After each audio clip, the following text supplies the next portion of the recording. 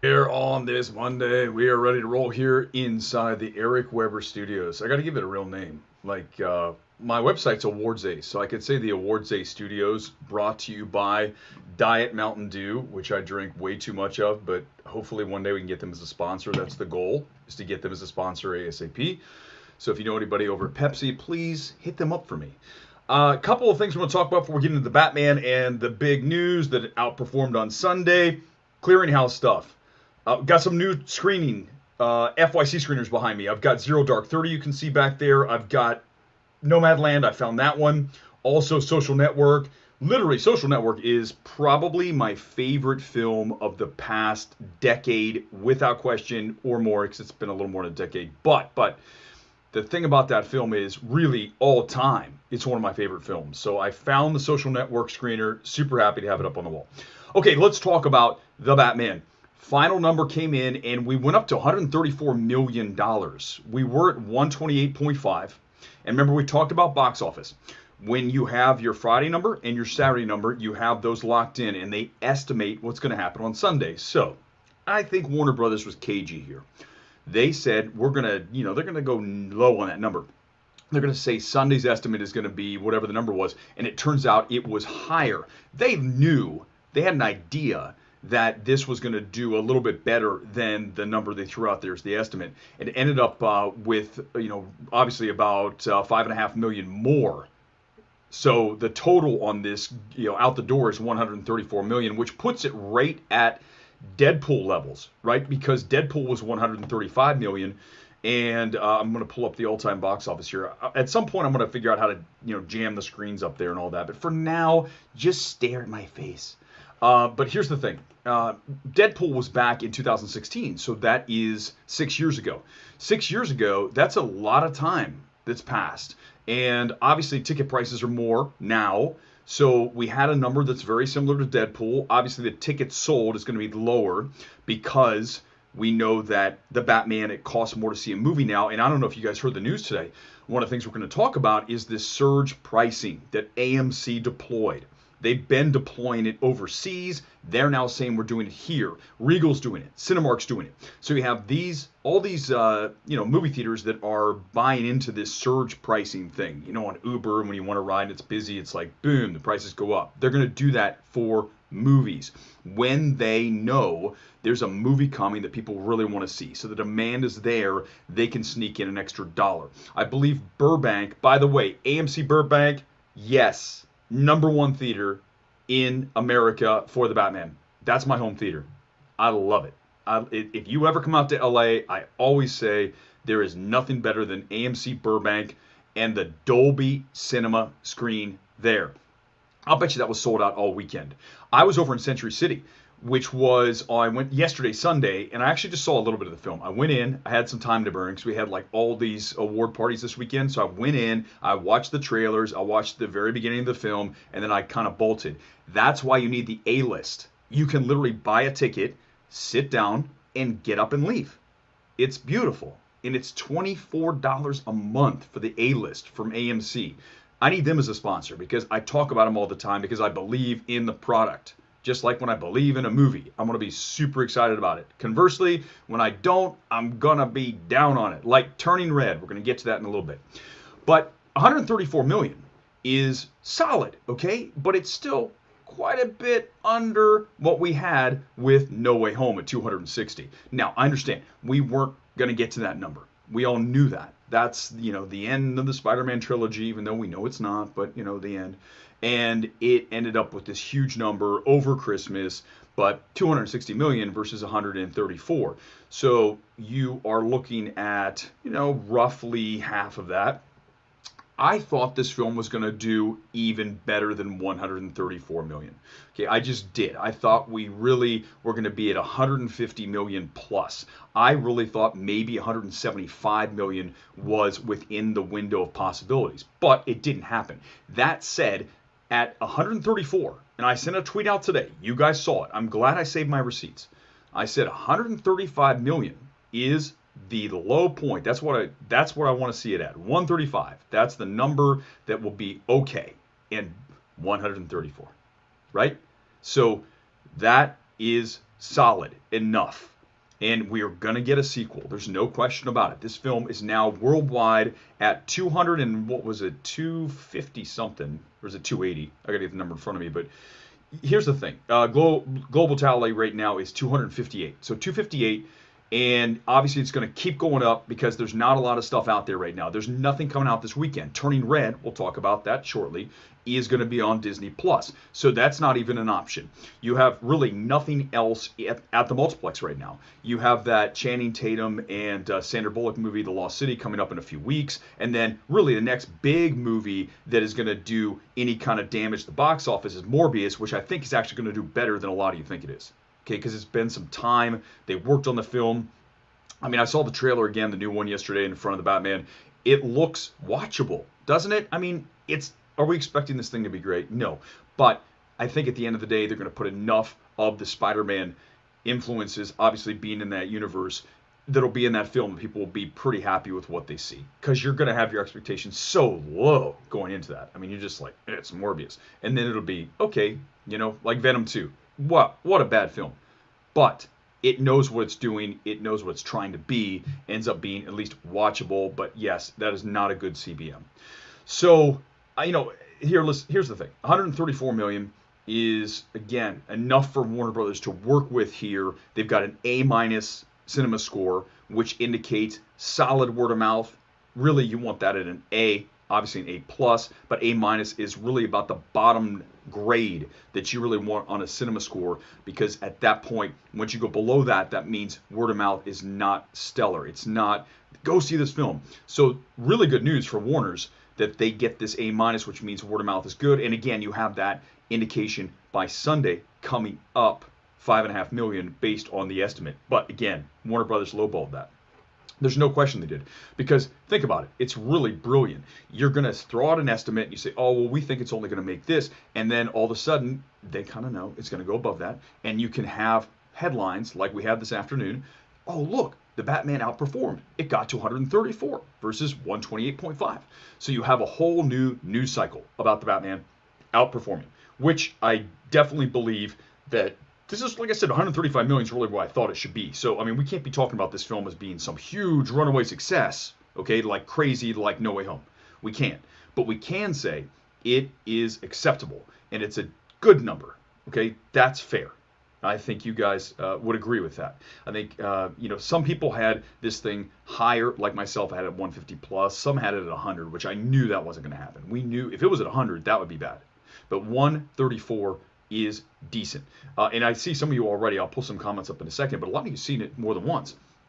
And the issue with this film and repeat viewings is, as you know, a 3-hour film is a lot. It's taxing, right? It's a lot of effort to sit through. Even if you love the elements of the film like I do, when you ask someone to sit down in a movie for 3 hours, it's a lot. I went to go see The Godfather when they put it back in at Dolby Cinema for that week, which was great. But you feel the length of that film. And when you watch The Godfather, I hadn't seen it in like 10 years, you really can tell where that film needs to be compressed. Certainly the front end, right? The wedding, that whole thing needs to be like that. And I think that we all agree Batman can be condensed. That third act, I mean, I'm not the biggest fan of the third act. I don't think it's bad. I just don't think it's as good as it could have been. It's too big in scope. I wanted something smaller, like the rest of the film, right? Boom. More like 7, because that is 7 in Batman, right? I wanted more of a smaller 1, maybe 2 people in peril versus all of Gotham, okay? But again, it didn't bring the film down for me. It still works. But that 3-hour runtime is difficult to get people to come back and back and back. But listen, at 134 million, that doesn't mean everybody's seen this film, right? There's still a huge potential audience out there. But again, no families. So, families aren't going. That's why this number is much lower than No Way Home.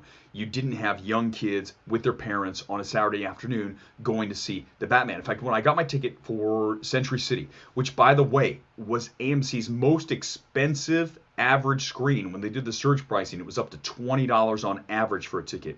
I went in there at like 2 o'clock at the Dolby Cinema, got the A-list, hit the button, went in, and it was full of people, but I didn't see any young kids. Like none. Zero. Which, if that were a No Way Home screen, we would have seen tons of families in there. So we didn't have that. You didn't get that. Warner's knew that, and they're not going to get it going forward as word gets out. But there's still plenty of people out there who do not run out to see a film opening weekend. We do. You know, the film Twitter folks, the people that talk about films all the time, like myself, like you. But the average person doesn't. You know, they work 9 to 5, they take their kids to do stuff, they, I'll go see it whenever. And maybe they see it this week, maybe they see it in a few weeks. So that's where the legs come in. Does the word of mouth generate potential audience to get off their ass and go to the movies? Because that is what Warner Brothers wants to have happen. Repeat viewings, and then people that are on the fence saying, should I see this film? They hear positive word of mouth, they see it in the news cycle, they see the billboards, all the stuff that's going on promotionally, which they have gone crazy on out here in LA, and it's worked. And then they say, I'm going to go see the Batman on a Wednesday night, a Thursday, next weekend. We just don't want to see this number on the second weekend drop, 70%. I don't think we will, because again, Warner Brothers doesn't have the day date component on this for HBO Max. It's not there, right? It is just theatrical. Finally, we are back. And that's why for that past year, whenever we talked about films and we said, oh, this film didn't do as well as we thought it was going to do, like Matrix Resurrections, okay? Remember John Campea. There you go, John Campea. He said that it was like, oh, look at this thing bombing. But, that's very disingenuous, because here's the thing. You can't say a film bombed if it is available at home as well. You know and I know that the Batman would not be at 134 million if it was on HBO Max.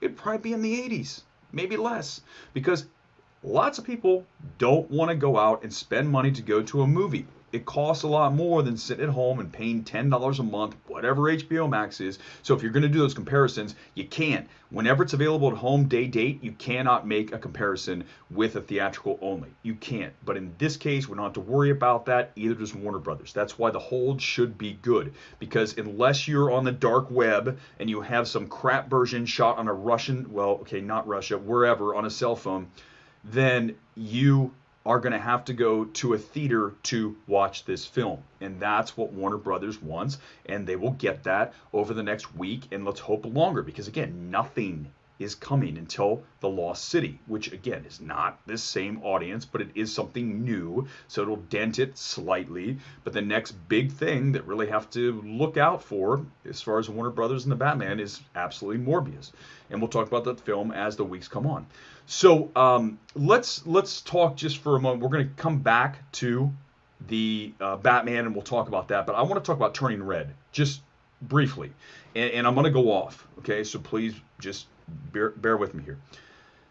Pixar is a brand that we expect greatness from every single time they come out, right? Because they have the track record of that. They have proven it time after time with films that are so strong that you are just, as a brand, you identify Pixar with quality, okay? You think about all the wonderful films that Pixar has put out over the years. And then you have Turning Red, which we all were like, why is Disney not putting this in theaters? Even I was all over I was angry. I was sending out tweets. Why are we not doing this? It's a Pixar movie. They sent me the screening link. I got to watch it. It's an hour and a half. It feels like 2. It is a Lord and Miller wannabe film, okay? And when I say that, you know what I'm talking about. Go back to Cloudy with a Chance of Meatballs. Go back and look at the Lego movie. Obviously Spider-Verse, and we're talking about Mitchell's the Machines, which is up on the wall. You're talking about whiz bang, quick jokes, funny, just moves, just the speed of light, but all of it works. They tried to do that with this film. When you see this film, because it comes out this week, you're going to say, hey, this is very quick, like Lord and Miller. If you don't see that, then you've never watched the Lord and Miller movie. But again, those guys are geniuses when it comes to comedy. And Turning Red does not work at that level. And then it turns into a whole nother film with kaijus at the end. Okay, that's all I'm going to say. It's kind of a spoiler, but I didn't say too much more than that. All I will say is if you want to get a film that addresses the issues coming of age, right? That awkward stage where you're not a kid and you're turning into a young adult, then you need to watch Inside Out. It is so far superior to Turning Red that if anybody ever says to you Inside Out is at the same level as Turning Red, you can go ahead and disregard every single movie opinion that person has in perpetuity. It's over because there's not even a chance. We need to stop being so, as soon as you see a new movie from Marvel or Pixar, whatever the brand, it's the best blank ever. Is it? Because the chances are it's not. The chances are whatever was before it, Inside Out, is immeasurably better than this. So remember that if you're out there and you want to be a movie critic, don't fall for the best Marvel movie ever. Maybe it is, but the chances are it's not. That's Endgame. Okay? So Turning Red, I see why they put it on Disney Plus. It makes sense to me because it's not great. It's not horrifically bad, but it's also not great. Certainly not a great Pixar movie. No way. It is middle to bottom, and that is being generous. It is better than The Good Dinosaur. So what's that put it in? Second to last place? Yeah. So I'm sorry, I have to be real about these things. That's just what I do. When I see these reviews, it drives me crazy.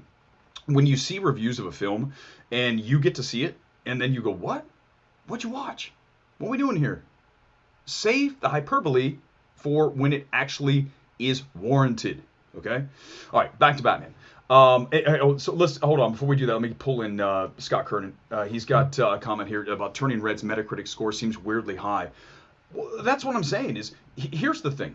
Again, I'm going to drill down on this, film critic thing, and I know a lot of them. Is if you are starved of material, okay, and because we haven't had a whole lot of great animation lately. Although Belle, oh my God, Belle's so good. But Pixar. And we get a Pixar film, and again, we just assume it's going to be great.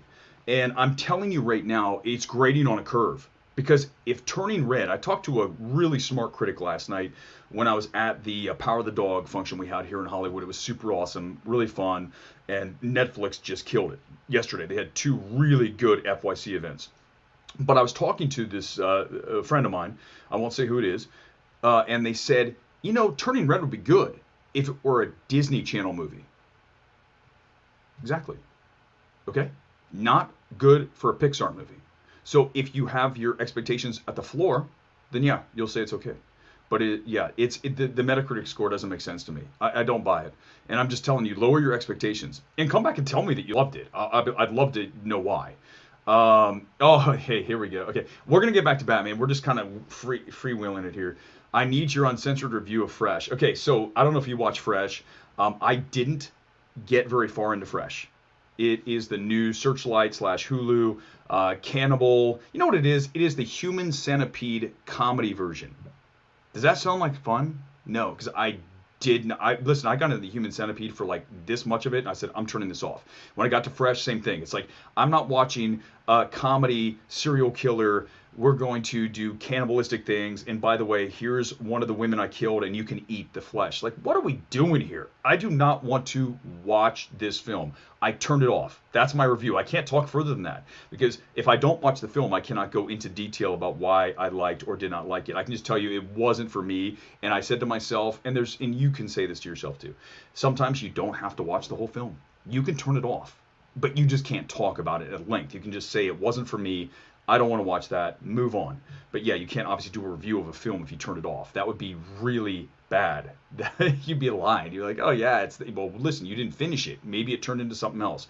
But I honestly did kind of skip forward through it to see how it went, and it got worse. So no, I'm not a fan of Fresh. So I turned that one off. First time I've turned off a movie in a long time.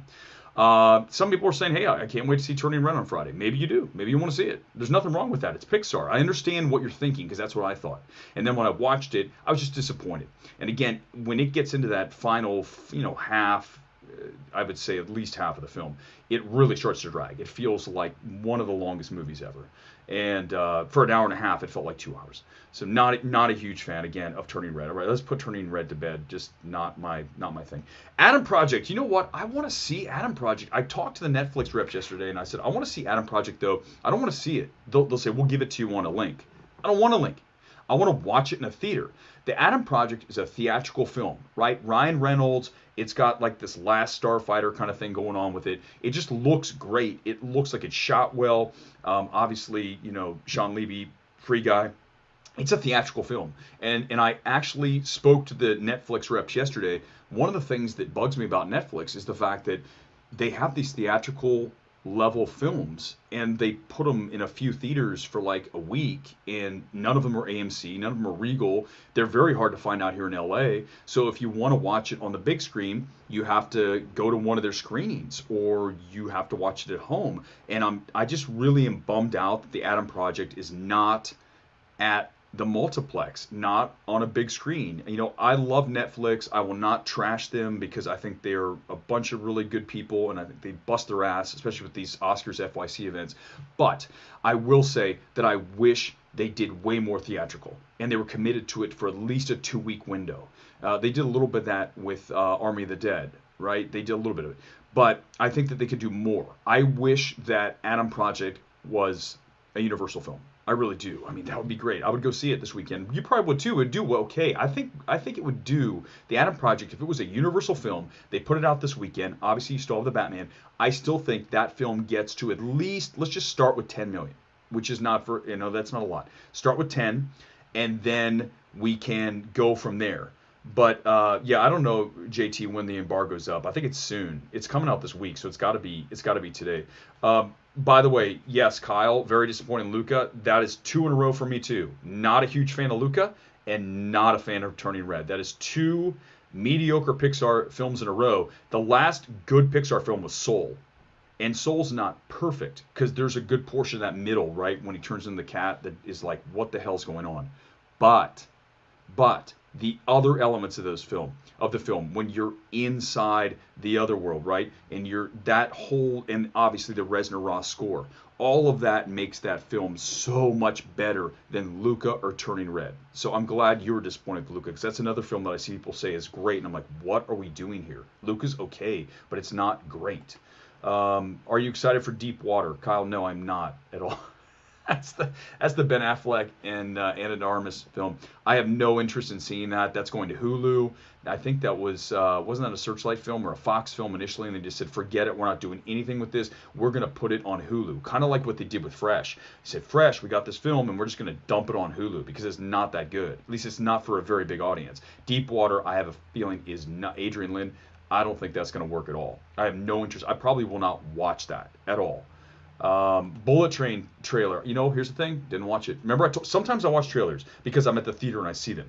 And I will say this, as we're talking about trailers, the Elvis trailer was playing in front of Batman. I don't know if you guys got to see it in front of your Batman screen, but Elvis looks unbelievably great because you have Baz Luhrmann, you have Tom Hanks, and you've got Austin, whatever the hell his last name is, but he looks like he just killed this role.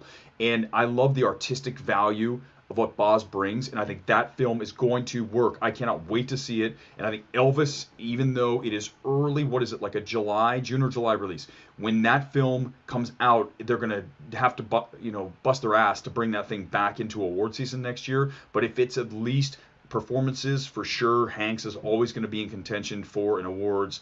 For whatever, obviously it's going to be supporting. He'll be in contention. It doesn't matter when the film comes out, but they're going to have to work a little bit harder because that film comes out in the summer. And like we talked about with awards, anytime you have an early release, it's harder to draw through the whole year because we're talking about films now in March, Oscar films, that if you had it almost a year ago, like Batman, if the Batman ends up being an Oscar film next year, it'll be 1 full year of remembering that film. That's a lot to ask. People are always on to the next thing. Let me throw this in. Thank you. Watching your channel. Thank you. Appreciate that. Is it Rel or Ryle? I can't read. I'm sorry. I think it's Rel. Appreciate it. Thank you. And again, I'm going to change out the screening links here and there, the FYC screeners here and there. But every film you see up here, I'm a big fan of. Every single one, including Cyrano, which totally got just absolutely jobbed by MGM. What a great film. If that's still out for you and you can see it, go see Cyrano. What kind of drop-off is Batman going to have next week? Good question. Warner Brothers wants to see this number at 50% or smaller, right? They want to see it at 50% or less, so you want to have it at 49, 48. If it gets to 60 or 70%, major problem. Again, I just think that we need to have repeat viewings. It's very important that the Batman gets its repeat viewings in, because that was a huge component of No Way Home succeeding, was exactly that. So if we can get that going, then that will help Warner Brothers keep that drop to 50% or under. You don't want to see that number at 60 or higher. 55 is meh, and anything we get closer to 60 is bad. Anything lower than 50 is good. That's where our pivot is on that, on the second weekend for Batman. But again, worldwide, 250, what was it? What did I say, 258? 258. So 258 worldwide. But again, we're not going to get Russia. No market for Russia. You got China coming in. I don't think it's open there yet. China is obviously, as you guys know, a major market for movies. So you need to have that film perform well there, or you're going to have a problem. We'll just bounce around here. The Batman's going to be No Time to Die at best, 1 to 3. Yeah, listen, here's where the Batman. Let's drill down on the Batman and awards, because we've talked about box office, we've done all these things. Let's talk about awards, because that is kind of my specialty. As you know, I run the award site, awardsace.com. Check it out. And I think when you look at the Batman, there's no question that tech is where is the wheelhouse of this film. If you're going to talk about carrying something over to next year for Oscars, it is in the tech. And there's no question that it's cinematography. Greg Fraser, right? That's a lot. He already got it for Dune this year. He is one of the best, if not the best.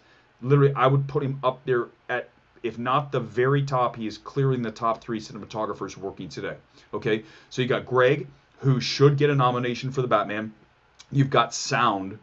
Okay, how about just the Batmobile scene alone?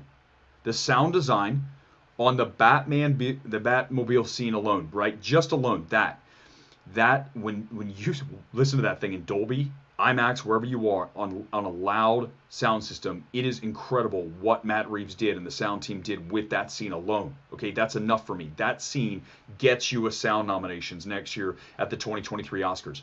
Also, score. Okay, the score. Giacchino's score is solid. I think it's very good. I'm not sure I want to put it in that great Reznor-Ross level. Soul, obviously Social Network. Those, I don't think I'm going to take it to that level, but I'm going to say it's very good and worthy of a score consideration when we get to that. So those are my 4 without question, along with production design. For those of you who don't know what production design is, it's world building, okay? Whenever I say production design, we're talking about building a world. Last night I was at the Power of the Dog event, and they had a whole thing about production design. I met the production designer. He's a legend, okay? He's a New Zealand production designer, and he has done Lord of the Rings. He did this. He's been around. He's done so many great things. But what he did for that film, Power of the Dog, is build the city, build the restaurant, build all these things. These are not, most of that was not there. He said there's a few locations, but very few. Most of it they build from the ground up. That is world building. So when you look at the Batman and you talk about world building Gotham, which feels, I think, the most lived in of all the Gothams. I mean, obviously, Nolan did an outstanding job with his, but I really think that Reeves is absolutely at that level, if not a little bit higher. Then you're talking production design. So you're talking, what was that, 5 categories, right? Cinematography, score, sound, production design, and you can throw editing in there, right? You can throw editing in there. You've got options. That said, that's not saying it's gonna happen. I would say cinematography is the number 1 thing that you should look out for the Batman and the Oscars, because next year, 2023, that is the number 1 thing, and also it helps that Greg Fraser is very well known. He just received a Lifetime Achievement Award at HCA, Hollywood Critics Awards. I was there last Monday. Everyone knows this guy. They respect this guy. He is one of the most talented, and his artistic eye shooting a film is, bar none, one of the best.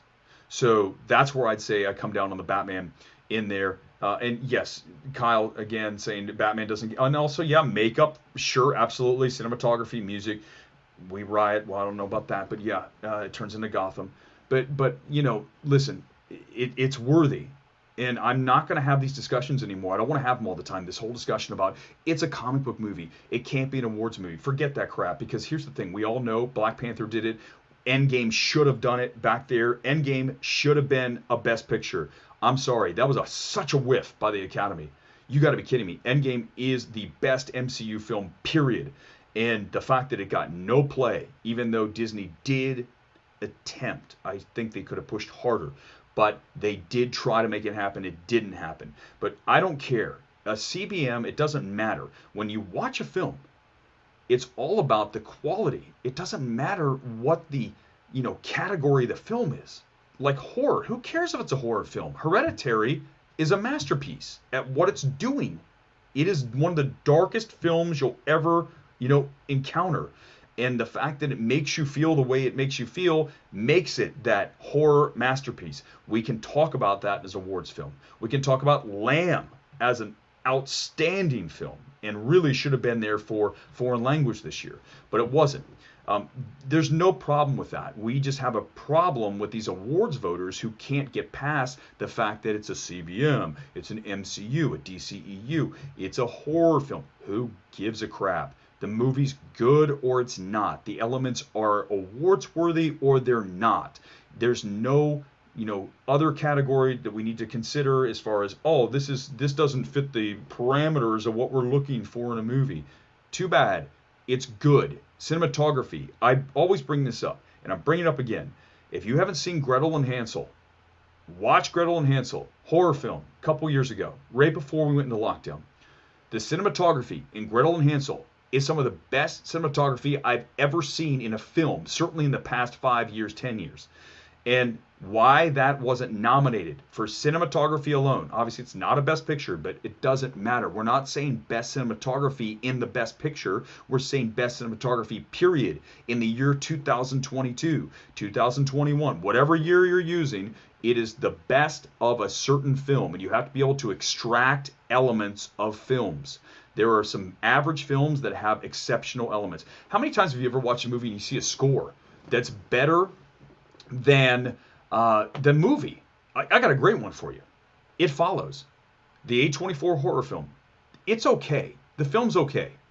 The score by Disasterpiece is damn near a masterpiece. It is that strong of a score. It makes the film so much better, elevates it. So, again, you got to be able to say, hey, the score from It Follows, let's nominate that for an Oscar. Why can't we do that?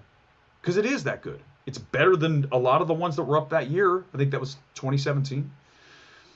So that's one of the things. Oh man, I could go on forever about that. The old school people and the way they vote for films. Here it is. The old school people unwilling to adapt to new generations. Exactly. That's the thing. Is like, listen, I go to a lot of these award screenings and just screenings in general here in LA. When you go to an award screening, you are primarily with an older audience of people who are in the Academy and or Golden Globes, who are still around, yes, and various other awards groups, SAG. And you look around and you're like, some of these people are stuck in the 80s, in the 70s, 90s, whatever generation back, 60s. All of these, they can't get their head around, like we just talked about, come into the new world, come into the embracing of A24 films. Because A24 films, even if you don't love everything about an A24 film, there's a very good chance that it's extremely well directed and has the tech. Every single A24 film is well directed, has good tech, cinematography, and a really killer score, a very unique score. And that's what we need to start coming around to. Doesn't mean every movie's great, but the elements of The Green Knight, the elements of Lamb, the elements of Hereditary, the elements of Lady Bird, all of these things are artistically of a stronger value than many films, but they can't get out of the fact that they don't like the overall film or there's something weird about it. Like, who cares? Who cares? All right, Panther, yeah, absolutely. I mean, we know Black Panther. And I love Ryan Coogler, by the way. Ryan Coogler rules. I mean, he is such a talent. If you have not watched Fruitvale Station. Fruitvale Station, when I saw that film back in, I think, 2010, he is so talented. You know, it's funny, if you ever watch a young filmmaker, all you need to watch is one film, and you can see that they're going to be a force to reckon with in years to come.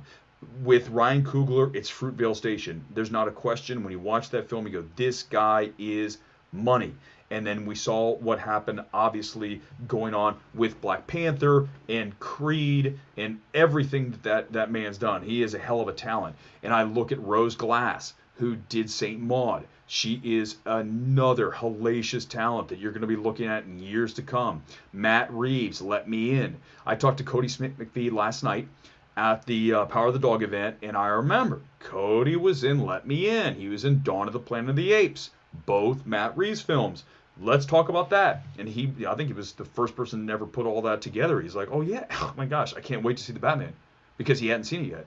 But he also said, from looking at all the trailers and everything that he's seen on the movie, he says, you see Matt Reeves' input, his imprint on that film. And he said that's unusual for filmmakers. He's worked with so many of them, and he said that Matt Reeves has a special talent, visually, without question, along with Greg Fraser, who worked on Let Me In. So, you know, again, when you see a young talent like Ryan Coogler, it's not hard to spot. If you see enough films, you watch enough films, you can tell someone who is an average director, someone who's a good director, and someone who's a great director. And then, of course, someone who's not a great director. You can see that. You can just see how it's assembled, how tight it is, the calibration of it. And Matt Reeves is an exceptional director. And now, by the way, in case you didn't know, now with this $134 million opening, Matt Reeves is one of the biggest, most prestigious directors working today, because this gets him to that level. The David Fincher, he's so close. He is so knocking on that door of Christopher Nolan. I think he might be. I mean, I think he's there.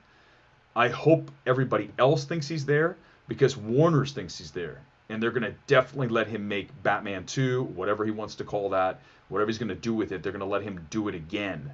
Okay? I do think, again, back to the Batman, there's one thing that I definitely see, as I see a Warner Brothers influence on that film in that third act, right? Doesn't it feel like it's very Matt Reevesy up until we get to the third act? And it's like, you know, here come the floodgates, literally, and here comes the incels, the incel snipers. So once that happens, I go, okay, there's probably some of that in Reeves, but I really feel like there was Warner Brothers came in and said, hey, we're going to open the scope up. We need to turn this into a little bit more of a blockbuster, because it's such a heady, small film, you know, 7-ish, no question, okay? So it's like that. And then all of a sudden you go, ooh, like that, and I just don't think it works as well. I'm not saying it doesn't work. I wish it were smaller. But I think that's Warner Brothers. And I definitely think it's Warner Brothers who said, you need to put that ending on there. You need to put, obviously, Catwoman on the end.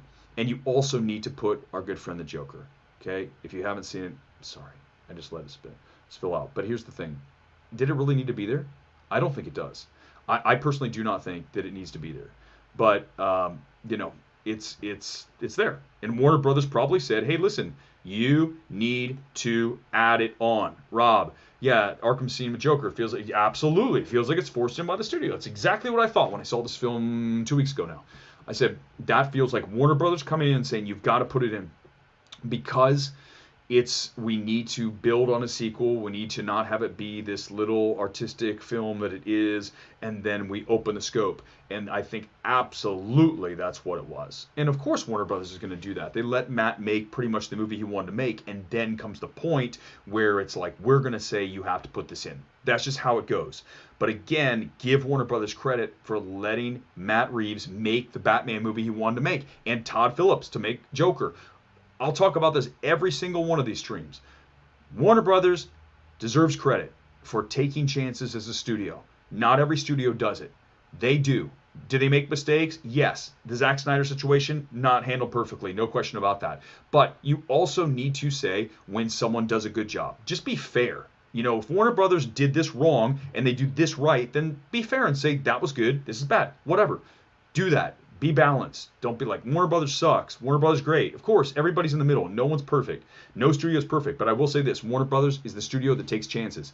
And that's what you want. As a filmmaker, I'm going to Warner Brothers to make my film. I'd actually probably start on A24 because it'd be so small. The budget would be like, you know, $50. Here we go. Let's make a tiny little neon A24 IFC little thing.